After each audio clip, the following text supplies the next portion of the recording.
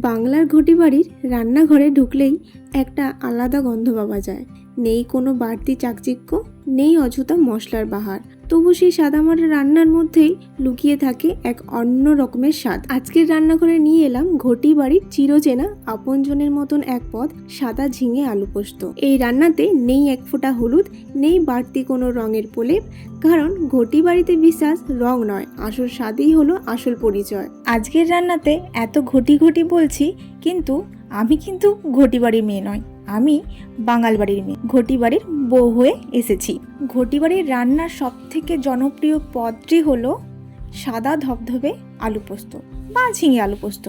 আজকের আমার ডিশে রয়েছে ঝিঙে আলু পোস্ত, আর এই ঝিঙে আলু পোস্তর স্বাদটাই আনে বিনা হলুদে। তাই এই পোস্ত রান্নার সময় কোনো রকম হলুদ ব্যবহার করা হয় না। এই রান্নার প্রসেস তো খুব একটা আহামরি নয়। ছোট ছোট করে ঝিঙে আলু ভালো করে কেটে সামান্য তেলে কোনো রকম ফোড়ন না দিয়ে ঝিঙে আলু ভালো করে একটু হালকা নাড়াচাড়া করে জল দিয়ে মোটামুটি ভালো করে সিদ্ধ করে নিতে হবে। বেটে রাখা পোস্ত ঝিঙে আলুর সাথে ভালো করে মিশিয়ে নিলেই তৈরি হয়ে যাবে দুপুরের গরম ভাতের সাথে খাওয়ার জন্য ঝিঙে আলু পোস্ত।